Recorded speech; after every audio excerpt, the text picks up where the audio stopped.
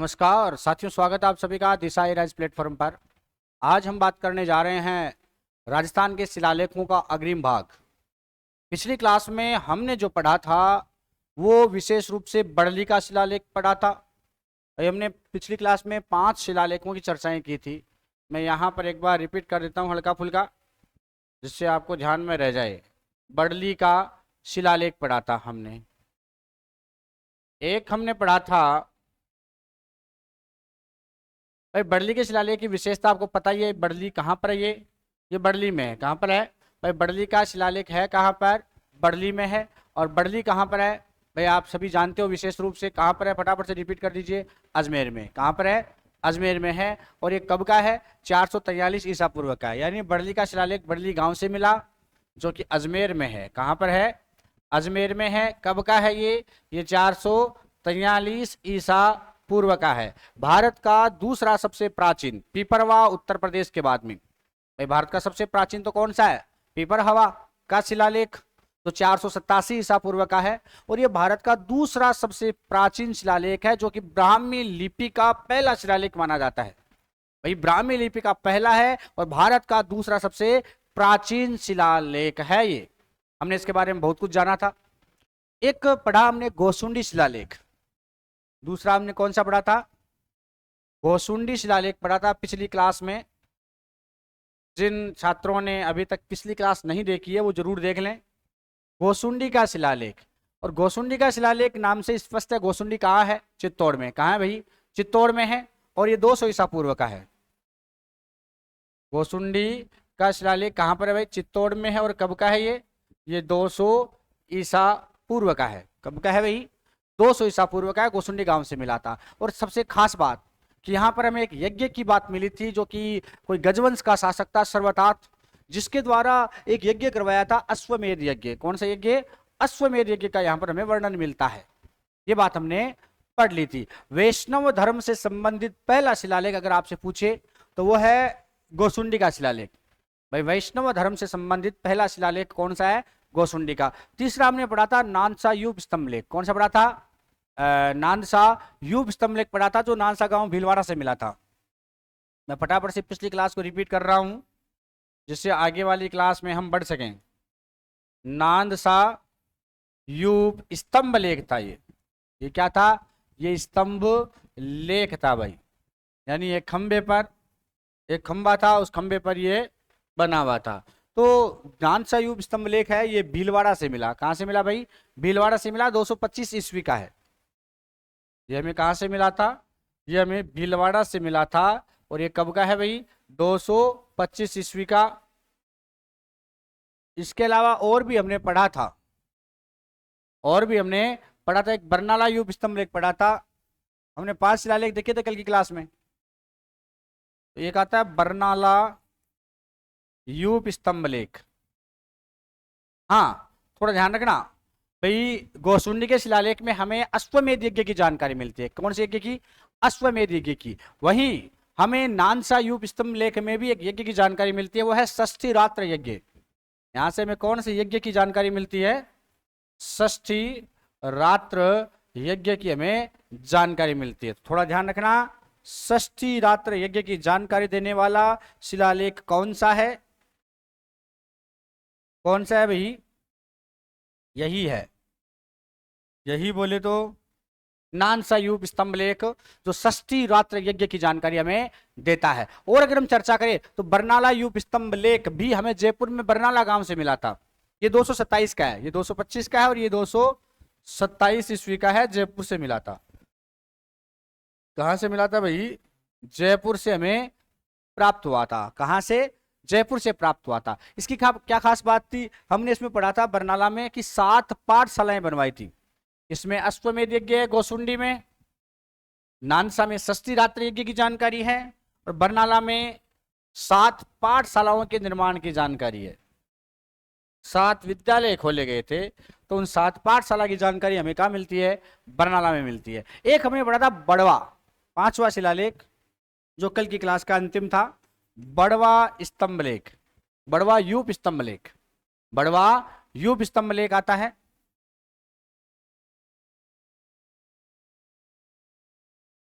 बड़वा युग स्तंभ लेख। क्या खास बात थी? ये 181 का था। ये कब का था? ये 181 ईस्वी का था। 100 सभी संस्कृत भाषा के ही है, ये ध्यान रखना। ये 181 ईस्वी का था। यहां पर भी एक यज्ञ में मिला था जो था त्रिरात्र यज्ञ। कौन सा था? त्रिरात्र, जिसको हम अप्तोयाम यज्ञ भी बोलते हैं। त्रिरात्र यज्ञ।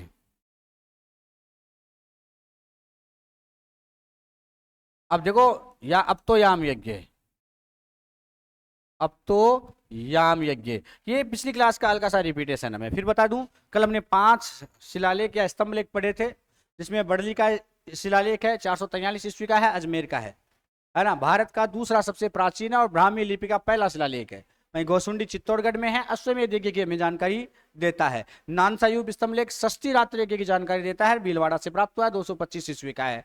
बरनाला युग स्तंभ लेख 227 ईस्वी का है, जयपुर से प्राप्त हुआ, 7 पाठशालाओं की हमें जानकारी देता है। बड़वायुब स्तंभ लेख 181 ईस्वी का है, त्रिरात्र या अप्तोयाम यज्ञ की हमें जानकारी देता है। सबसे खास बात अगर हम बात करें इनके बारे में, तो एक स्तंभ लेख के बारे में हमने पढ़ा था भाई, उसको अकबर के द्वारा वहां कुछ बनवाया गया था। आपको याद हो अगर थोड़ा बहुत भी, तो आप जरूर बताएं मुझे, कमेंट बॉक्स में लिखे। तब तक मैं बतलाता हूं, आप कमेंट बॉक्स में फटाफट लिखे कि अकबर ने 2 स्थान बनवाए थे हाथी बड़ा। एक तो कौन सा? हाथी बड़ा, और एक प्रकाश स्तंभ। प्रकाश स्तंभ को हम बोलते हैं ऊप दीवड़। तो हाथी बड़ा का शिलालेख किसे कहते हैं? अगर प्रश्न पूछ ले आपसे कि हाथी बड़ा का शिलालेख किसे कहते हैं या ऊब दीवड़ का शिलालेख किसे कहते हैं, तो वो कौन सा है? गोसुंडी वाला। कौन सा है? गोसुंडी। इसको हम कहते हैं हाथी बड़ा भी कहते हैं इसको, और ऊब दीवड़ भी कहते हैं। हाथी बड़ा का शिलालेख और ऊब दीवड़ का शिलालेख किसे कहते हैं? गोसुंडी का। तो ये तो थी कल की क्लास की बातें। कौन सी क्लास की बात है भाई? कल की क्लास की बात है। आज हम थोड़ा आगे बढ़ते हैं, है ना। आज हमें आगे बढ़ जाते हैं। भाई बरनाला कहाँ पर है? जयपुर में है। बड़वा कहाँ है? कोटा में है। नानसा कहाँ है? भीलवाड़ा में है। गोसुंडी चित्तौड़ में है, और बड़ली अजमेर में है। चलिए, यहाँ तक कोई समस्या नहीं होगी शायद आपके किसी के भी। कल की क्लास हमने रिपीट कर ली है, और कल की क्लास आप थोड़ा और अच्छे से देख लें, क्योंकि वहाँ डिटेल से पढ़ा था और यहाँ हम फटाफट से पढ़ रहे हैं। चलिए आगे बढ़ते हैं, हम सीधी सीधी बात करें। एक आता है अपना भ्रमर माता का शिलालेख। कौन सा आता है? भ्रमर माता। और ये आता है, भ्रमर माता कहाँ पर है भाई? भंवर गांव की पहाड़ियां हैं, जहां से एक नदी निकलती है, जाकम। कौन सी निकलती है? जाकम। वहीं भ्रमर माता का मंदिर भी बना हुआ है, जो कि प्रतापगढ़ में है। तो आज हम शुरू करते हैं भ्रमर माता शिलालेख से। तो देखो,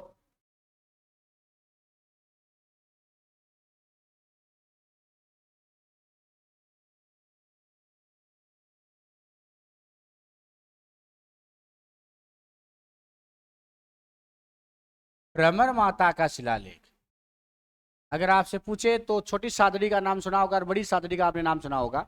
तो छोटी सादड़ी है प्रतापगढ़ में। कहां पर है? प्रतापगढ़ में है। प्रतापगढ़ में छोटी सादड़ी से प्राप्त होता है। तो सीधा सा प्रश्न है, ब्रह्मा माता का शिलालेख कहां से प्राप्त होता है? तो प्रतापगढ़ से। कहां से प्राप्त होता है भाई? ये प्रतापगढ़ से प्राप्त होता है। भ्रमर माता का शिलालेख कहां से प्राप्त होता है? प्रतापगढ़ से प्राप्त होता है। कब का है ये 490 ईस्वी का है। ये 490 ईस्वी का है साहब। खास बात ध्यान रखना, ये भी वही ब्राह्मी लिपि संस्कृत भाषा में लिखित लेख है। भाई यहां की खास बात क्या है? तो यहां पर इसके जिसने इसको उत्कीर्ण करवाया या जो इसका रचयिता है, उनका नाम उल्लेख यहां पर किया गया है। और साथ खास बात यह आती है, कोई वंश है औलिकार वंश। औलिकार वंश का उल्लेख है यहां पर, और एक गौर वंश आता है, गौर वंश का उल्लेख है। तो औलिकार वंश और गौर वंश के शासकों का उल्लेख किसमें मिलता है हमें? भ्रमर माता शिलालेख में। इतना का आपको ध्यान में रखना। मैं फिर रिपीट कर रहा हूं कि एक पूर्वा नाम का आदमी था। कौन था? पूर्वा नाम का आदमी था, जिसने तो इस लेख को उत्कीर्ण करवाया था, और ब्रह्मसेन इस लेख का रचयिता था। थोड़ा प्रश्न पूछा गया है इससे संबंधित, ज्यादा इंपॉर्टेंस नहीं रखता है, लेकिन फिर भी प्रश्न पूछा गया है, तो आगे भी पूछा जा सकता है। तो आपको थोड़ा ध्यान रखना ही पड़ेगा इसके बारे में कुल मिलाकर के।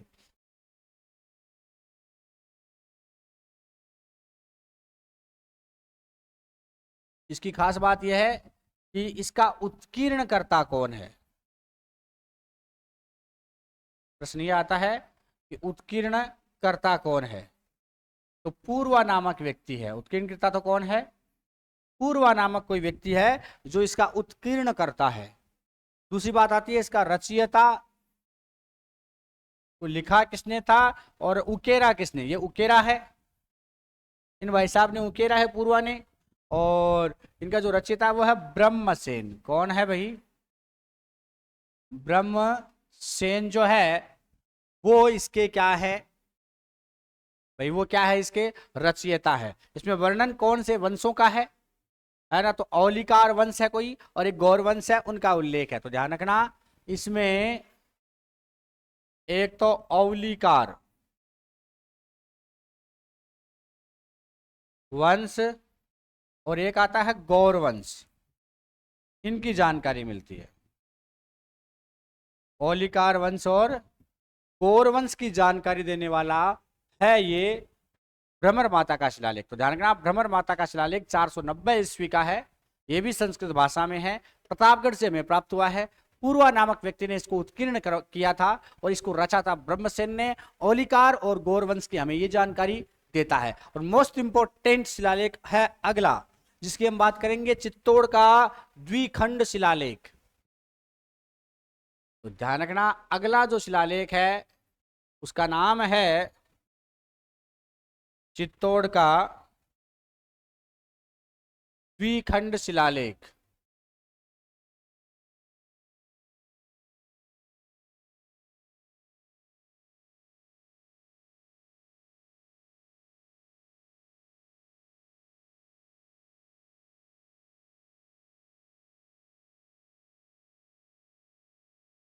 चित्तौड़ का द्विखंड शिलालेख, क्या विशेषता है इसकी भाई? चित्तौड़ के द्विखंड शिलालेख की क्या खास बात है भाई? ये भी संस्कृत भाषा में, प्राचीन जो लेख है ज्यादातर संस्कृत भाषा में मिलेंगे, तो ये भी क्या है? संस्कृत भाषा में है ना। और कहां से प्राप्त होता है? चित्तौड़ से प्राप्त होता है।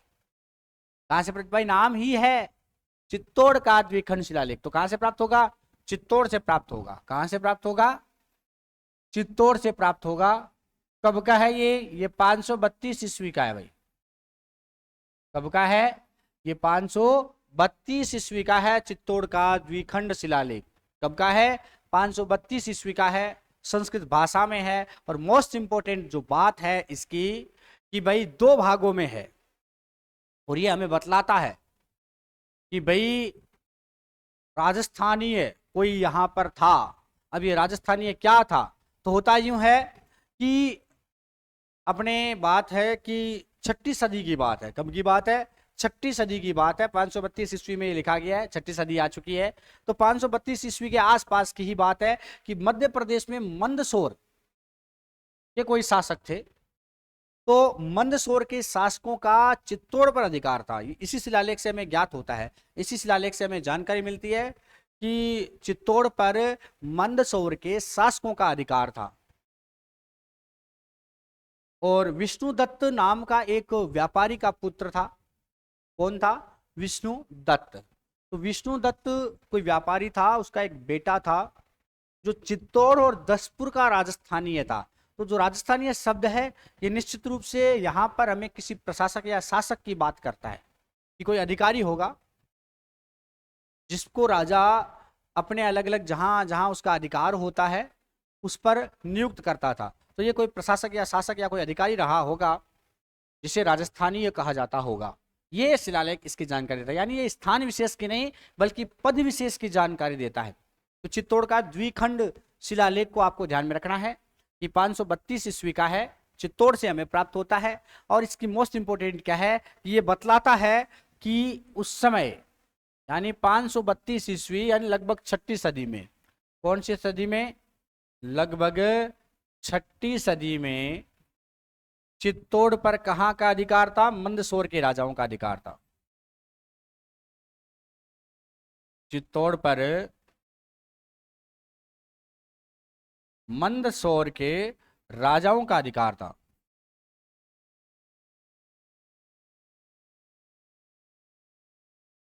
तो चित्तौड़ पर मंदसौर के राजाओं के अधिकार की बात करने वाला शिलालेख कौन सा है?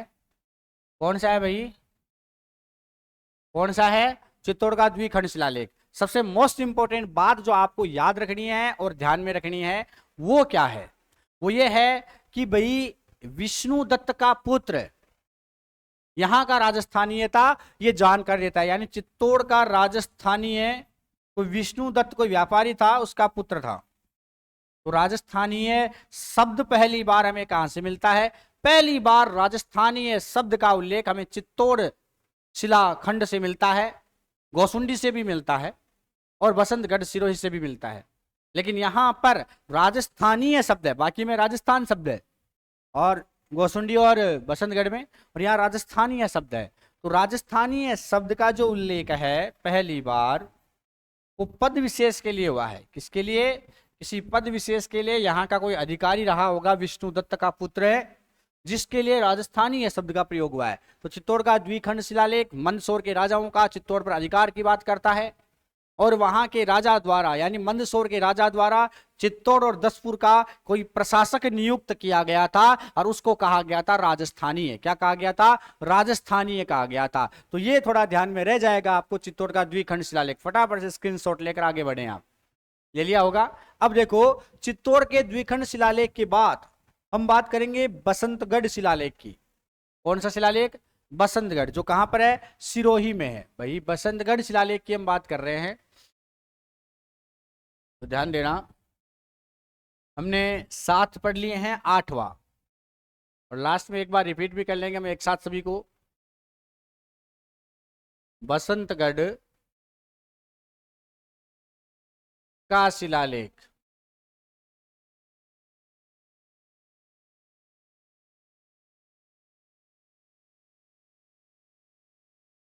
भाई बसंतगढ़ के शिलालेख की बात है। किसकी बात है? बसंतगढ़ का शिलालेख। कहां से प्राप्त होता है? सिरोही से। कहां से प्राप्त होता है भाई? सिरोही से प्राप्त होता है और 625 ईस्वी का है। कब का है? 625 यानी विक्रमी संवत 682 ईस्वी। इसके बारे में कई बार कंफ्यूजन करने वाले बात आए हैं। क्यों कंफ्यूजन क्यों होता है इसमें? इसमें सन को लेकर, डेटा को लेकर कंफ्यूजन हुआ है लोगों में, 625 या 682। तो ध्यान रखना, 57 साल आगे विक्रमी संवत चलता है अपना। विक्रमी संवत कितने साल आगे चलता है? 57 साल आगे चलता है। इसलिए ईस्वी पूछे तो 625 और ईस्वी नहीं पूछे, विक्रमी संवत पूछे तो उसमें 57 जोड़ दो, 682 विक्रमी संवत आ जाएगा। तो ध्यान रखना, बसंतगढ़ का शिलालेख हमें कहां से प्राप्त होता है? सिरोही से प्राप्त होता है। कहां से प्राप्त होता है भाई? बसंतगढ़ का शिलालेख हमें सिरोही से प्राप्त होता है। कब का है ये 625 ईस्वी का है। कब का है? ये 625 ईस्वी का है। विक्रमी संवत पूछे तो 57 जोड़ दे, 682 विक्रमी संवत निकल करके आ जाएगी, क्योंकि विक्रमी संवत 57 साल आगे चलता है। समझ गए बात को? तो ध्यान रखना, बसंतगढ़ का शिलालेख सिरोही में है। बसंतगढ़ का शिलालेख कहां पर है? सिरोही से प्राप्त होता है। और सबसे खास बात, यहां राजस्थान शब्द का पहली बार प्रयोग माना जाता है किसी स्थान विशेष के लिए। किसी स्थान विशेष के लिए। चित्तौड़गढ़ का जो द्विखंड शिलालेख है उसमें राजस्थानीय शब्द मिलता तो है, लेकिन वो किसी पद विशेष के लिए है और यहां पर राजस्थानीयादित्य नामक शब्द मिलता है। हालांकि इसमें भी समस्या है कि क्या ये स्थान विशेष के लिए है या यहाँ के राजाओं के लिए है, ये कंफ्यूजेबल है। लेकिन आपको ध्यान रखना है कि यहां पर पहली बार कौन सा शब्द मिला है? राजस्थानीयादित्य।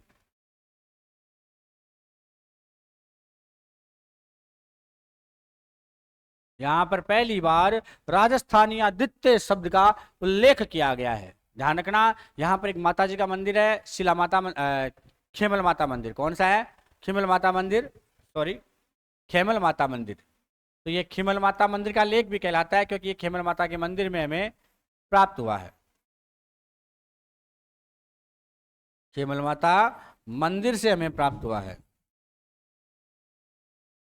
देखो बड़ली का लेख, फटाफट से कमेंट बॉक्स में मुझे उत्तर दें आप कि बड़ली का लेख जो अजमेर से प्राप्त हुआ था 443 ईसा पूर्व में, वो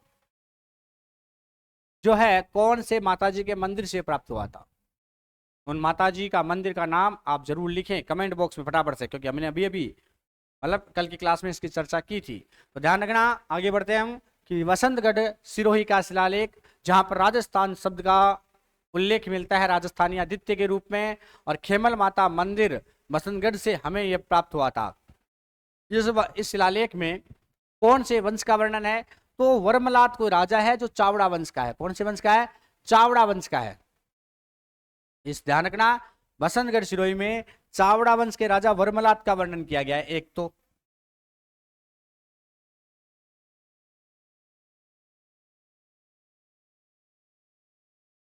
चावड़ा वंश के राजा वर्मलात, चावड़ा वंश के राजा वर्मलात का वर्णन हमें बसंतगढ़ शिलालेख सिरोही से प्राप्त होता है। इसके अलावा अगर हम बात करें तो गुहिल वंश का एक राजा है शिलादित्य। कौन है? शिलादित्य है जो गुहिल वंश का राजा है। तो शिलादित्य के समय की अगर हम बात करें, शिलादित्य का उल्लेख है इसमें, बसंतगढ़ सिरोही का जो लेख है इसमें गुहिल वंश के राजा शिलादित्य का वर्णन है, चावड़ा वंश के राजा वर्मलात का वर्णन है। तो शिलादित्य के समय की बात है कि जावर के अंतर्गत, किसके समय? शिलादित्य के समय की बात है, जावर के अंतर्गत, है ना। जावर के अंतर्गत एक क्या हुआ कि तांबे और जस्ते की जो खानों का काम शुरू हुआ था, इसका वर्णन इसी खिमल माता मंदिर का लेख या बसंतगढ़ सिरोही के लेख में किया गया है। जावर माता मंदिर का निर्माण भी हुआ था उदयपुर में, जिसका उल्लेख भी यही करता है कि भाई उदयपुर में जावर के निकट तांबे और जस्ते की खानों का काम शुरू हो गया था, जावर मंदिर का निर्माण हो गया था। ये सारा वर्णन हमें कहां से प्राप्त होता है? इसी शिलालेख से। कौन से शिलालेख से? बसंतगढ़ से। तो ध्यान रखना, बसंतगढ़ से एक तो चावड़ा वंश के राजा वर्मलात का उल्लेख मिलता है और एक हमें गुहिल वंश के राजा, कौन से वंश के राजा? गुहिल वंश के राजा शिलादित्य का उल्लेख मिलता है कि भाई शिलादित्य के समय, इसके समय, शिलादित्य के समय जावर में, कहां पर? जावर उदयपुर में है, तो जावर में तांबा और शीशे की खानों का काम शुरू हो चुका था। तांबा, शीशा, जस्ता, इनकी खानों का काम शुरू हो चुका था और जावर माता का मंदिर भी बनाया गया था उदयपुर में। यह सब उल्लेख कौन करता है? अपना यही शिलालेख बसंतगढ़ सिरोही का शिलालेख। याद रखना आपको खास बात यह है कि भाई 7वीं सदी में सामंत व्यवस्था थी।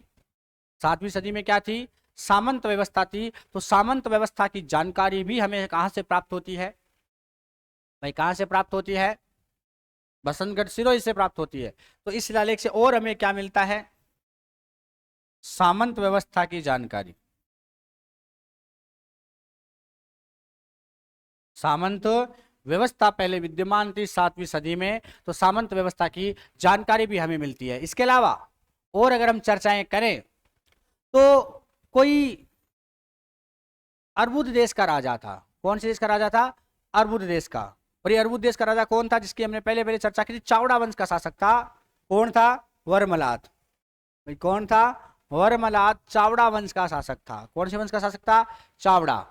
तो इसी चावड़ा वंश के शासक जो वर्मलात है उनके सामंत रहे हैं रज्जिल। कौन है? रज्जिल। तो रज्जिल जो है, रज्जिल के पिता थे वज्रभट्ट। कौन थे? वज्रभट्ट सत्याश्रय। तो उनका रज्जिल का वर्णन मिलता है और रज्जिल के पिता वज्रभट्ट सत्याश्रय का वर्णन भी यहीं से हमें प्राप्त होता है। तो ध्यान रखना, थोड़ा सा मोस्ट इंपोर्टेंट रहेगा, मोस्ट इंपोर्टेंट रहेगा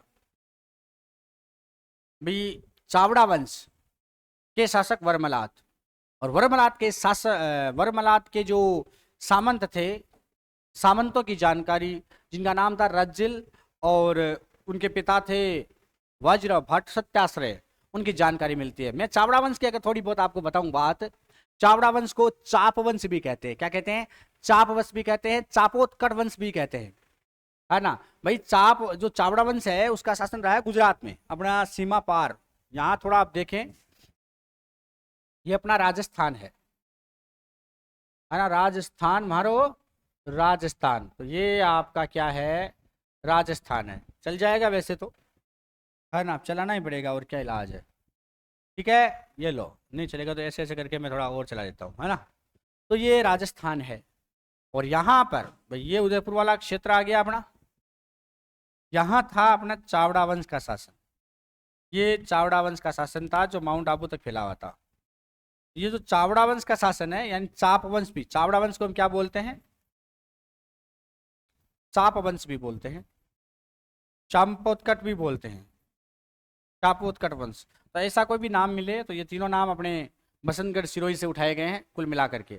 तो पूरा यानी गुजरात में के अंतर्गत विशेष रूप से चावड़ा वंश का शासन रहा है, और यहाँ से लेकर के इन्होंने अपना शासन फैलाते फैलाते यहाँ तक आ चुके थे। ये इस साइड में ये यहाँ तक आ चुके थे। भीनमाल को इन्होंने अपनी राजधानी बना ली थी। चावड़ा वंश की राजधानी कौन सी थी? भीनमाल। और ये पूरा प्रदेश कहलाता अर्बुद प्रदेश। क्या कहलाता था? अर्बुद प्रदेश कहलाता था। तो चावड़ा वंश ने अपनी राजधानी किसको बनाई थी? भीनमाल को बना ली थी। किसको बनाई थी? भीनमाल को बनाई थी। एक बार क्या होता है कि भाई 641 ईस्वी की बात है। कब की बात है? 641 ईस्वी की बात है। कोई हैनसांग नाम का व्यक्ति था जिसने भीलमाल की यात्रा की थी, है ना, और उसने लिखा कि भाई मैं गुर्जरों के प्रदेश से गुजर रहा हूँ, यानी गुर्जरात्रा प्रदेश से गुजर रहा हूँ। इसने इसकी लंबाई और परिमाप की बात की थी, परिधि की बात की थी कि इस पूरे प्रदेश की परिधि जो है, परिधि है वो 833 मील है और 300 मील इसकी लंबाई है। क्या है? लंबाई है। और यहाँ पर क्षत्रियों का शासन है, गुर्जर क्षत्रिय। तो क्षत्रियों में गुर्जर जाति विशेष, गुर्जर प्रदेश इसको बोला गया, तो क्षत्रिय वंश का शासन है। और इसको हेनसांग ने यानी भीनमाल को क्या कहा था? पीलो मोलो। क्या कहा था? पीलो मोलो कहा था। तो थोड़ा याद रखना, मैं फिर रिपीट कर रहा हूं एक बार और आपके अच्छे से क्लियर कर देता हूं मैं, क्योंकि बसंतगढ़ से निश्चित रूप से प्रश्न पूछने की संभावना रहती है। आप याद रखना कि बसंतगढ़ का शिलालेख कहां से प्राप्त हुआ है, आपको याद करो इसको, सिरोही से। कहां से? सिरोही में मंदिर है बसंतगढ़ में, सिरोही के बसंतगढ़ में मंदिर है। कौन सा मंदिर है? खेमल माता का मंदिर, या खीवल माता भी इसको बोलते हैं। तो खेमल माता का मंदिर है बसंतगढ़ में, या खीवल माता का मंदिर है। और ये शिलालेख है 625 ईस्वी का। खेमल माता मंदिर से ये शिलालेख, मंदिर की सीढ़ियों के पास जो गेट है, उस गेट के ऊपर ये एक बड़ी शिला पर उत्कीर्ण है ये लेख संस्कृत भाषा में। कौन सी भाषा में? ये संस्कृत भाषा में है।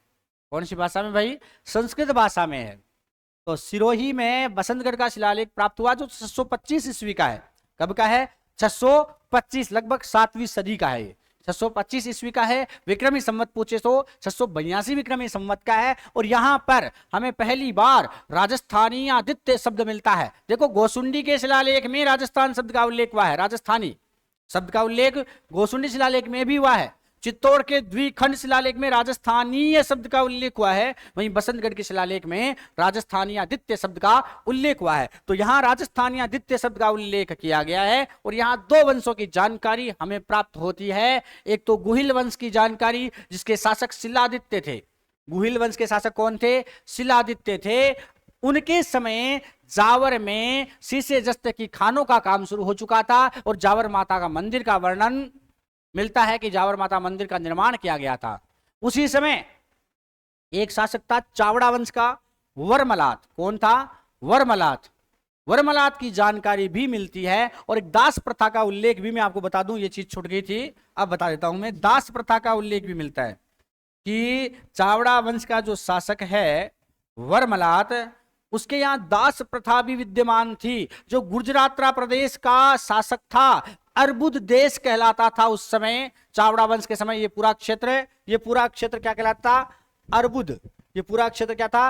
अर्बुद देश था। और इसकी राजधानी थी भीनमाल। कौन सी थी? भीनमाल, जहां पर यात्रा की थी हेनसांग ने। इस भीनमाल की यात्रा किसने की थी?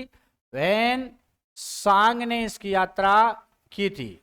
जब वेनसांग इसकी यात्रा करता है, वो इसे कहता है भीनमाल को पीलो मोलो। क्या कहता है इस भीनमाल को? पीलो मोलो। तो पीलो मोलो इसे कहता है। तो याद रखना कि भाई चावड़ा वंश के शासक वर्मलात के समय भाई एक व्यक्ति था जो यहां पर पहुंचा था, है ना, जिसने इसकी 641 ईस्वी में पहुंचा था।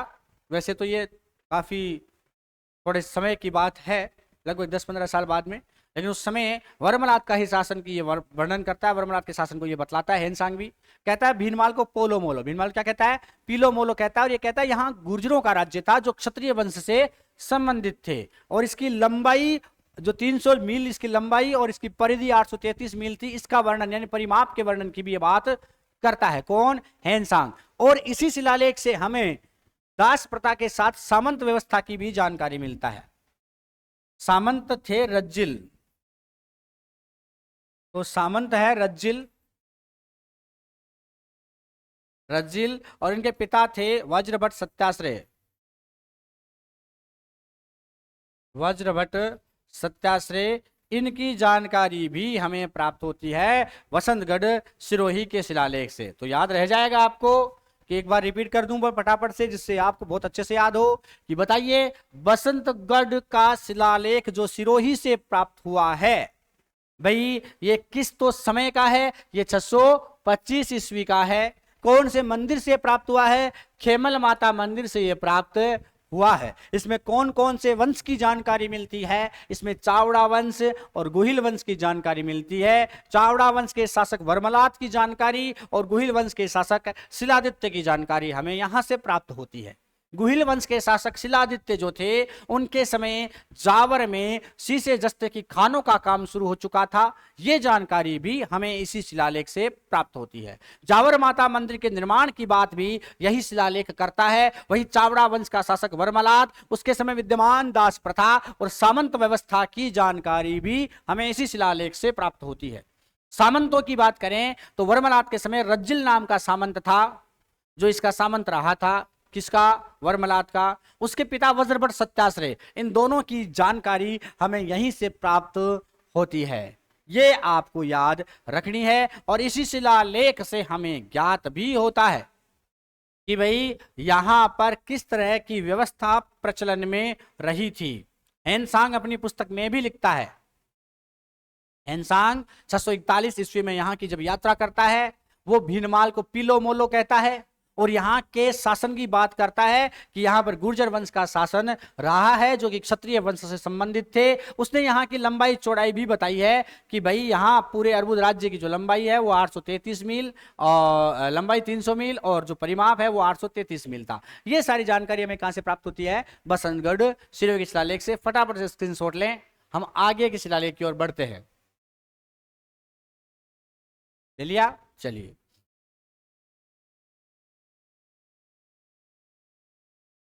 देखिएगा,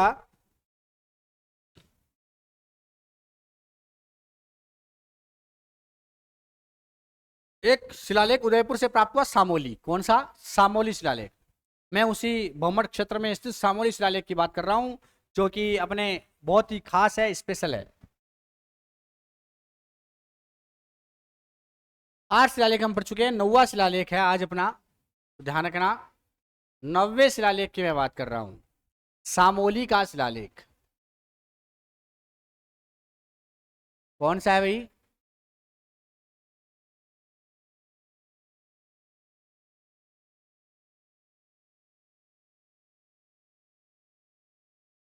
सामोली का शिलालेख, ये उदयपुर से प्राप्त हुआ है। कहां से प्राप्त हुआ है सामोली का शिलालेख?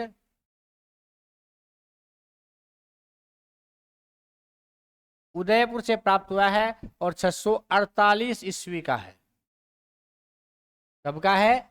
648 ईस्वी का है और उदयपुर से प्राप्त हुआ है। याद रखना फिर से, सामोली का शिलालेख उदयपुर में है। सामोली गांव, अपने भौमट क्षेत्र का नाम सुना होगा। सामोली गांव भौमट क्षेत्र में हमें मिला था। वर्तमान में ये अपने अजमेर म्यूजियम में रखा हुआ है। तो याद रखना, सामोली का जो शिलालेख है वो सामोली गांव उदयपुर से प्राप्त होता है और 648 ईस्वी का है। बात आती है लैंग्वेज की, तो भाषा लैंग्वेज वही है जो सबकी रही है, संस्कृत भाषा में उत्कीर्णित है। कौन सी भाषा में?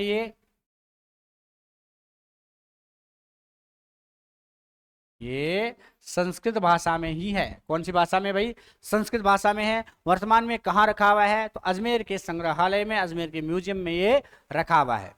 खास बात है इसमें भी, बसंतगढ़ में एक राजा का वर्णन हुआ था, गुहिल वंश के राजा शिलादित्य। तो सामोली के शिलालेख में भी ध्यान रखना, मेवाड़ के शासक गुहिल वंश से संबंधित शिलादित्य थे। कौन से थे? शिलादित्य। और शिलादित्य का समय लगभग 646 ईस्वी के आसपास का रहा है। तो ये 646 ईस्वी के समय की बात, उसकी घटनाओं का वर्णन करता है कि 646 ईस्वी में शिलादित्य ने कहां कहां पर विजय प्राप्त की थी। तो ध्यान रखना, गुहिल वंश के शासक शिलादित्य से संबंधित है। सामोली का शिलालेख किससे संबंधित है?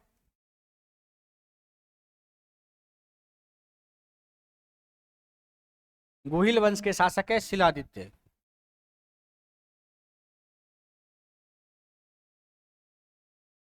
ये गुहिल वंश के शासक शिलादित्य से संबंधित है। उनके द्वारा जहां जहां पर युद्ध किए गए और कौन कौन से युद्ध में ये विजेता बने उसका वर्णन किया गया है।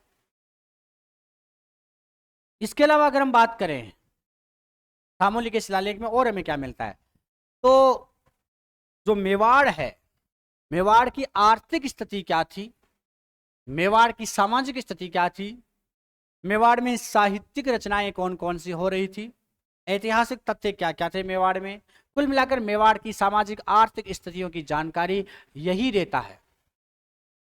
ये शिलादित्य की बढ़ा चढ़ा कर प्रशंसा करता ही है कि शिलादित्य जो है वो गुरुजनों का रखवाड़ा, देव ब्राह्मणों का रखवाड़ा, इसके अलावा एक तरह से अपने कुल का चंद्रमा। ये काफी जानकारी हमें मिलती है कि शिलादित्य को क्या क्या कहा गया है इसमें। शिलादित्य की विशेषताओं का अगर वर्णन आता है ना तो वो सामोली शिलालेख में आता है। भाई शिलादित्य की विशेषताओं का अगर वर्णन आपको पूछा जाए कि कहां पर से हमें शिलालेख की विशेषताओं का वर्णन मिलता है, तो वो कहां से मिलता है हमें, वो हमें सामोली शिलालेख से मिलता है। कहां से मिलता है, सामोली शिलालेख से मिलता है। लेकिन सबसे खास बात, मेवाड़ की आर्थिक और सामाजिक स्थिति को बताने वाला शिलालेख कौन सा है, सामोली का शिलालेख है। ये आपको ध्यान में रखना है। क्या ध्यान में रखना है, मेवाड़ की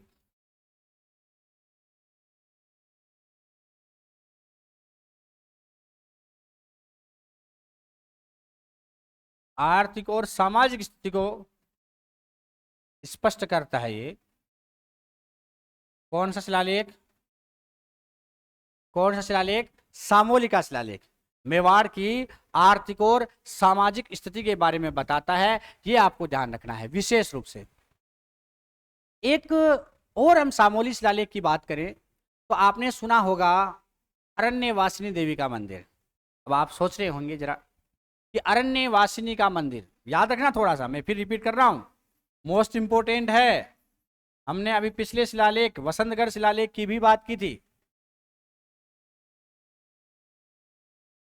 अरण्यवासिनी का मंदिर कौन से मंदिर है भाई, ये तो याद रखना।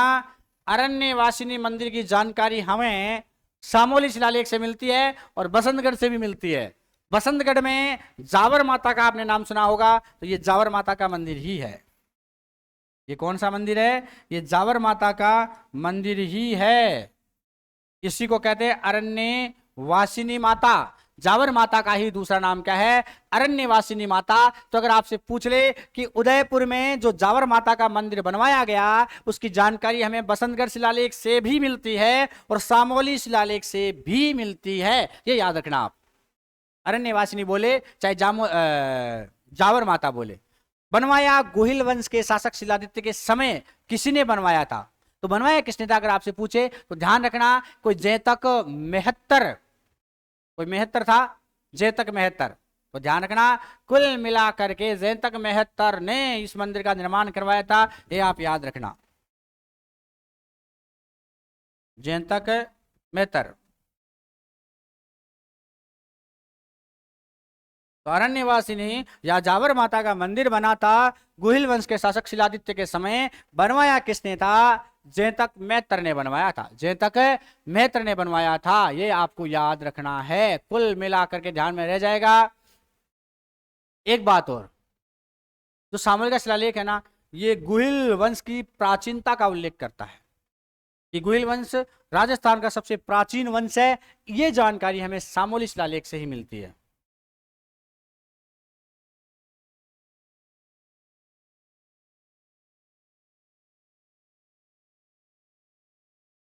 गुहिल वंश की प्राचीनता सिद्ध करने वाला शिलालेख कौन सा है, ये सामोली का शिलालेख है। तो सामोली के शिलालेख की फिर से में एक बार आप स्क्रीनशॉट ले सकते हो फटाफट से, इसका फटाफट स्क्रीनशॉट ले लें आप, जिससे हम आगे बढ़ सकें।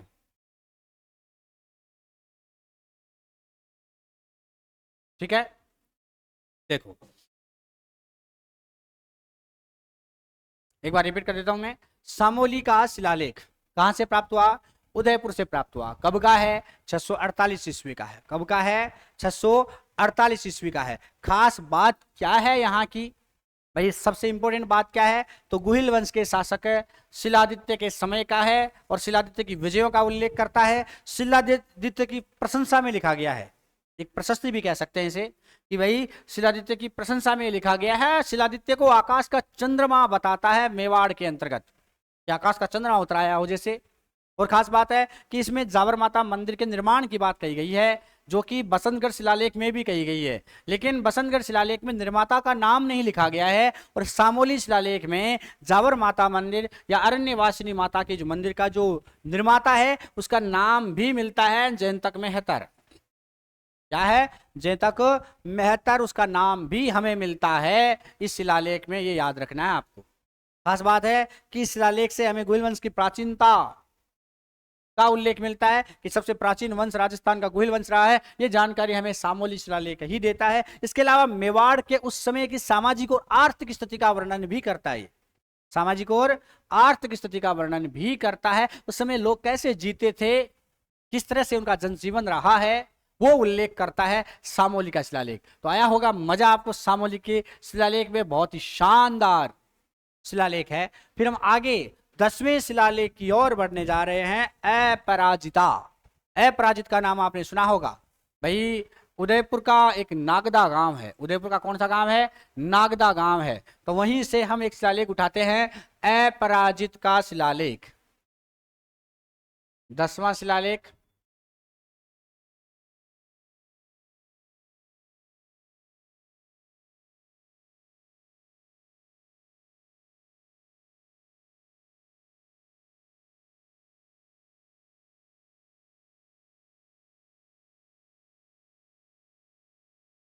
अपराजित का शिलालेख। तो अपराजित का शिलालेख कहां से प्राप्त होता है? नागदा गांव से। नागदा गांव कहां है? उदयपुर में है। नागदा गांव कहां है? उदयपुर में है। और नागदा गांव में एक मंदिर है कुकड़ेश्वर। नागदा गांव में कौन सा मंदिर है? कौन सा मंदिर है? कुकड़ेश्वर। तो ध्यान रखना, ये कुकड़ेश्वर मंदिर से प्राप्त होता है हमें।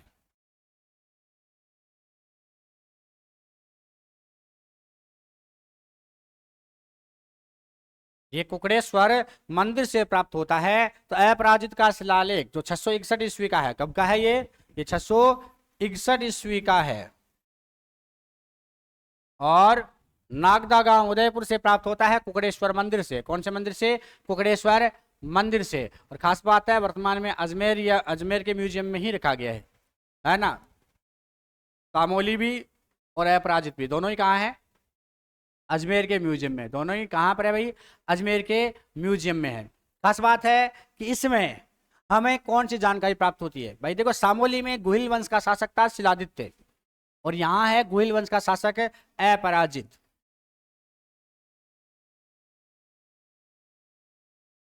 यहां कौन है भाई? गुहिल वंश का ही शासक है कोई, अपराजित। अपराजित की विजयों का उल्लेख है कि अपराजित ने कौन कौन से युद्धों में विजय प्राप्त की थी। तो अपराजित के युद्ध विजयों का वर्णन इसमें किया गया है। इसके अलावा इसमें उल्लेख किया कि अपराजित ने एक महान राजा था वराह सिंह, जो अपने आप में बहुत ज्यादा शक्तिशाली था वराह सिंह, उसको भी हरा करके इसने अपने अधीन कर लिया था, उसको अपनी जेल में बंद करके रखा था। किसने अपनी कैद में रखा था? किसने?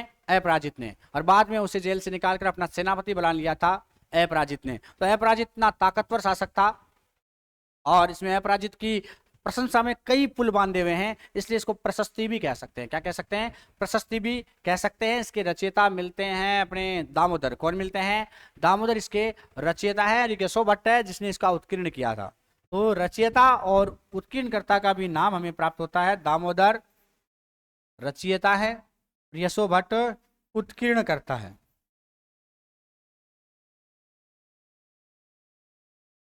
याद रह जाएगा, उत्कीर्ण मतलब उसमें खुदाई की थी, और लेख इसका है, दामोदर का है। जिसने रचना तो लेख दामोदर ने की थी, और खुदाई उसकी यशो भट्ट ने कर दी।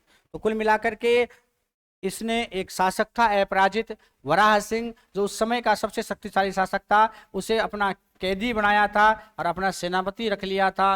इसका उल्लेख किया गया है अपराजित के शिलालेख में। तो याद रह जाएगा, अपराजित का शिलालेख 661 ईस्वी का है। कहां से प्राप्त हुआ? नागता गांव उदयपुर में कुक्रेश्वर मंदिर से प्राप्त हुआ। और इसमें गुहिल वंश के राजा अपराजित की विजयों का वर्णन किया गया है। इसके रचिता दामोदर और उत्कीर्णकर्ता यशोभट्ट हैं। वराह सिंह जैसे महान शक्तिशाली बलशाली राजा को हराकर अपनी कैद में रखा और इसे अपना बाद में सेनापति बना लिया। इसका उल्लेख हमें कहां से प्राप्त होता है? अपराजित शिलालेख से प्राप्त होता है। स्क्रीनशॉट लें, फिर हम मंडोर की ओर बढ़ते हैं। ले लिया होगा। चलिए अब हम बढ़ते हैं आगे की ओर। 11वां जो शिलालेख है वो है मंडोर का शिलालेख।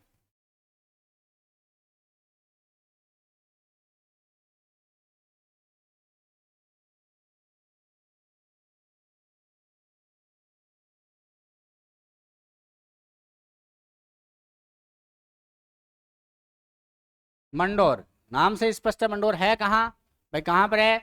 जोधपुर में है। मंडोर कहाँ पर है? जोधपुर में है। अगर हम बात करें तो सभी लगभग अपने राजस्थान के जो ज़्यादातर प्राचीन शिलालेख है वो संस्कृत भाषा में है। तो ये भी किस में है? संस्कृत भाषा में है। इसमें कोई हमें ज़्यादा जानकारी नहीं है। इसमें भगवान शिव की और भगवान विष्णु दोनों की पूजा का उल्लेख मिलता है कि 7वीं सदी में भगवान शिव और विष्णु दोनों की पूजा होती थी। और दोनों की पूजा किस प्रकार होती थी, उस पूजा का उल्लेख हमें प्राप्त होता है। खास बात होता है कि यहाँ एक बावड़ी का उल्लेख मिलता है कि एक मधु ब्राह्मण नाम का व्यक्ति था जिसने एक बावड़ी बनवाई थी। बस इतना ध्यान रखना कि मंडोर के शिलालेख में बावड़ी का वर्णन है एक तो, जिसको कोई मधु ब्राह्मण नाम का व्यक्ति है, मधु ब्राह्मण, वो बनवाता है।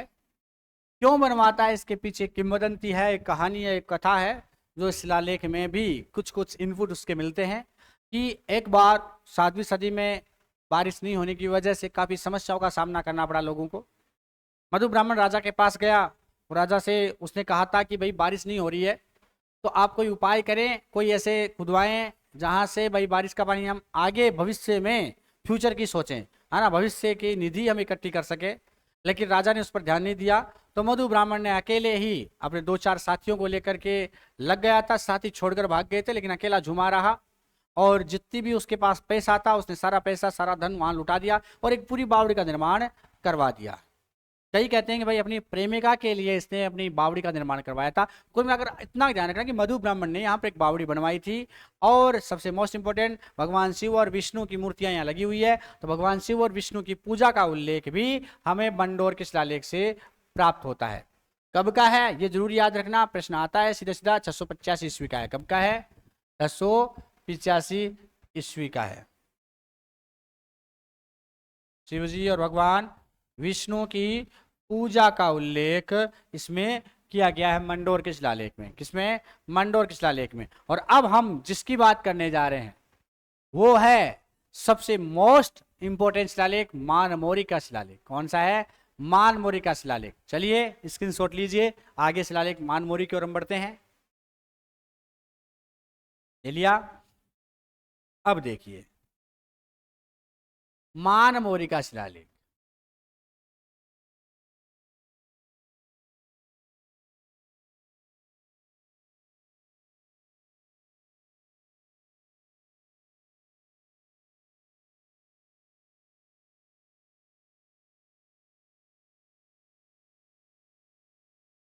मानमोरी का शिलालेख है 713 ईस्वी का। कब का है? 713 ईस्वी का है मानमोरी का शिलालेख। बात आती है कहां से प्राप्त होता है मानमोरी का। तो ये है चित्तौड़गढ़ में एक गांव है पुठोली गांव। हमें ये पुठोली गांव कहां पर है? पुठोली गांव चित्तौड़गढ़ में है भाई। पुठोली गांव कहां है? चित्तौड़गढ़ में आता है पुठोली गांव। तो पुठोली गांव के पास एक झील है, मानसरोवर झील। कौन सी झील है? मानसरोवर झील है। तो उस मानसरोवर झील के किनारे पर यह शिलालेख लगा हुआ था, पुठोली गांव चित्तौड़गढ़ में, जो कि 713 ईस्वी का है। 713 ईस्वी का है। होता यूं है कि मानसरोवर झील पर बैठे थे कौन? कर्नल जेम्स टोड वहां घूमने गए थे। और कर्नल जेम्स टोड को भाई अपनी जगह को साफ करते वक्त, वो जब बैठ रहे थे तो बैठते वक्त उन्होंने अपनी जगह साफ की थी, साफ करते वक्त इस शिलालेख के दर्शन हुए। कुल मिलाकर के कर्नल जेम्स टोड को यह प्राप्त होता है। आपको याद रखना कि मानमारी का शिलालेख किसको प्राप्त होता है? कर्नल जेम्स टोड को। यह वही शिलालेख है कर्नल जेम्स टोड जिसे अपने साथ ले जाने की जिद पर अड़े थे, मैं इसको लेकर के ही जाऊंगा। इसमें ऐसा क्या था जो कि कर्नल जेम्स टोड को पसंद आ गया? तो इसमें राजा थे चित्रांगद मौर्य। चित्रांगद मौर्य का उल्लेख है इसमें, जिसने 8वीं सदी में चित्तौड़गढ़ बनवाया था। इसके अलावा अमृत मंथन की कथा है यहां पर। तो अमृत मंथन की कथा के बारे में जरूर प्रश्न पूछा जा सकता है कि भाई कौन सा शिलालेख है जिसमें अमृत मंथन की कथा का उल्लेख है? कौन सी कथा का? अमृत मंथन की। जब देवताओं और दानवों के मध्य अमृत को लेकर रार मची थी कि उसे कौन मथेगा, तब भगवान विष्णु ने मोहिनी का रूप धारण किया था और उनको ज्ञान दिया था। कुल मिलाकर के वो जो मथा गया अमृत, उस पूरी कथा का वर्णन यहाँ पर प्राप्त होता है। कौन से में? मानमोरी के शिलालेख में, जो कि पुठोली गांव मानसरोवर झील चित्तौड़ से प्राप्त हुआ 713 ईस्वी का है। और यहाँ पर अमृत मंथन की कथा का उल्लेख है, साथ में राजा चित्रांगद मौर्य का भी वर्णन किया गया है। चित्रांगद मौर्य ने चित्तौड़गढ़ बनवाया था, इसका उल्लेख भी कि भाई चित्रांगद मौर्य ने ही चित्तौड़गढ़ बनवाया था। चित्रांगद मौर्य ने ही क्या बनवाया था? चित्तौड़गढ़ बनवाया था। तो इस पूरी कहानी का वर्णन भी इसी में किया गया है कि चित्तौड़गढ़ का निर्माण किसने करवाया था? चित्रांगद मौर्य ने करवाया था। इसके अलावा इसमें और भी राजा हैं जो मौर्य वंश से संबंधित थे। जैसे एक तो मान मौर्य का उल्लेख है, भोज का उल्लेख है, महेश्वर और भीम का उल्लेख है। तो ध्यान रखना, मौर्य वंश से संबंधित 4 राजाओं का वर्णन भी किया गया है। इसमें अन्य 4 राजाओं का वर्णन भी हमें प्राप्त होता है। कौन से वंश के हैं? चारों राजा मौर्य वंश के हैं। कौन से वंश के हैं भाई? मौर्य वंश के चारों राजाओं का वर्णन यहां पर किया गया है। कौन कौन से 4 राजा हैं? नंबर 1 महेश्वर। कौन है? महेश्वर। दूसरा कौन मिलता है? भीम। दूसरा कौन सा है भाई? भीम है। तीसरा आता है भोज और चौथा कौन सा है? मानमोरी। ये वही शिलालेख है मानमोरी का शिलालेख जिसमें महेश्वर, भोज, भीम और मानमोरी का उल्लेख भी किया गया है। होता यूं है कि कर्नल जेम्स टोड का विशेष प्रेम रहा मानमोरी शिलालेख के प्रति कि भाई जब मानसरोवर झील के पास बैठने के लिए जगह बना रहे थे, वहां यह शिलालेख मिला। जिद पर अड़ गए कर्नल जेम्स टोड, जिद पर अड़ गए कि भाई इस शिलालेख को तो मैं लेकर जाऊंगा इंग्लैंड, और अपने साथ पूछ लिया भाई इसको। अब नाव में बहुत ज्यादा भारीपन था, तो यह वही मानमोरी का शिलालेख था जिसे उन्होंने समुद्र में फेंक दिया था कि भाई अपने बस की बात नहीं है। फिर इसी का हिंदी अनुवाद अंग्रेजी अनुवाद या इसका अनुवाद जो है अपनी पुस्तक एनाल्स एंड एंटिक्विटी जो राजस्थान में कर्नल जेम्स टोड ने किया था, और उन्होंने राजा भोज के पुत्र मानमोरी जो थे इनका विशेष रूप से इसका वर्णन किया है। उनको बहुत ज्यादा समृद्ध, ईमानदार, सद्गुण संपन्न, सर्वगुण संपन्न वगैरह वगैरह वगैरह वगैरह काफी सारा वर्णन किया है। और वही मानमोरी थे जिन्होंने इस मानसरोवर झील का निर्माण करवाया था। इस जीवन को उन्होंने कहा था ये क्षणभंगुर जीवन है। कुल मिलाकर के मानमोरी शिलालेख के बारे में आपको याद रखना है। इसके रचनाकार कौन है? पुष्प। कौन है? पुष्प। उत्कीर्ण किसने करवाया? शिवादित्य ने। तो मैं यहां पर थोड़ा और लिख देता हूं, इसके रचनाकार हैं पुष्प। कौन है? पुष्प। और शिवादित्य इसके उत्कीर्ण करता है। मैं आपको थोड़ा रिपीट करूं उससे पहले आप स्क्रीनशॉट ले लें, फटाफट से स्क्रीनशॉट लें, फिर हम इसका रिपीट करते हैं आगे की ओर। ले लिया? ले लिया होगा, चलिए ठीक है। तो देखो मानमोरी का जो शिलालेख है इसमें आपको क्या क्या चीजें याद रखनी है, मैं आपको थोड़ा और क्लियर कर देता हूं कि मानमोरी का शिलालेख 713 ईस्वी का है और पुठोली गांव चित्तौड़ से प्राप्त हुआ है। मानसरोवर झील के किनारे कर्नल जेम्स टोड जब वहां घूम रहे थे और बैठने के लिए जगह बना रहे थे, जैसे ही साफ किया, साफ करने पर वहां पर जो शिलालेख उनको कुछ लिखा हुआ दिखाई दिया। बाद में इसको पूरा खुदवाया उन्होंने। इसमें अमृत मंथन की कथा का वर्णन है। इसमें 4 राजा हैं, उनका वर्णन है। चित्रांगद मौर्य का उल्लेख है और अन्य 4 राजा, टोटल 5 राजाओं का उल्लेख है। चित्रांगद मौर्य, महेश्वर, भीम, भोज और उनके पुत्र भोज के पुत्र मानमोरी, कि मानमोरी ने मानसरोवर झील का निर्माण करवाया था। इस जीवन को उन्होंने क्षणभंगुर माना और कहा कि साहब इस जीवन में आए हैं तो कुछ लोगों के लिए कर चलें। इन्होंने जीवन की अपनी संपत्ति का सदुपयोग किया और मानसरोवर झील का निर्माण करवाया। ये सब चीजें इसमें उल्लेखित है। अमृत मंथन की कथा भी इसमें उल्लेखित है मानमोरी के लेख में। बात आती है इसके रचनाकार कौन है, अगर आपसे पूछे शिव इसके रचनाकार, सॉरी पुष्प इसके रचनाकार कौन है, पुष्प इसके रचनाकार हैं। वहीं उत्कीर्णकृता कौन है, शिवादित्य। कौन है, शिवादित्य इसके उत्कीर्णकर्ता हैं। रचनाकार पुष्प, उत्कीर्णकर्ता शिवादित्य। कुल मिलाकर याद रह जाएगा। अब हम मिलते हैं अगली क्लास में। दोस्तों मैं फिर कहूंगा लाइक करना बिल्कुल ना भूलें, कमेंट बॉक्स में कमेंट जरूर करें। आपको क्लास कैसी लग रही है, आप कमेंट कम कर रहे हैं, कमेंट थोड़े अधिक करें जिससे पता चले कि भाई आपके लिए हम और क्या प्रयास कर सकते हैं। जो आपको चाहिए उसके लिए हम जो भी स्टडी मटेरियल किसी भी तरह से अगर याद नहीं होता है तो याद भी हम करवाएंगे, तरीकों के साथ, कहानियों के साथ, कैसे भी करके। चैनल को अगर जिसने भी सब्सक्राइब नहीं किया भाई वो सब्सक्राइब जरूर कर लें, क्योंकि आपके सब्सक्राइब हमें आपसे कनेक्ट करते हैं, क्योंकि learning is connecting, the mind is man's connection system. Learning is connecting यानी सीखना संबंध स्थापित करना है, और संबंध स्थापित करने का कार्य कौन करता है, आपका और हमारा मस्तिष्क। Learning is connecting, the mind is man's connection system. यही कनेक्शन सिस्टम बनाता है, यही संबंध स्थापित करने का काम करता है। साथ में याद रखना लर्निंग इज प्रोसेस। लर्निंग एक प्रक्रिया है, एक दिन में आप नहीं सीख पाओगे, एक प्रोसेस है। प्रोसेस बिहेवियर अडेप्टेशन, जो आपके व्यवहार को उत्तरोत्तर और अच्छा बनाती है।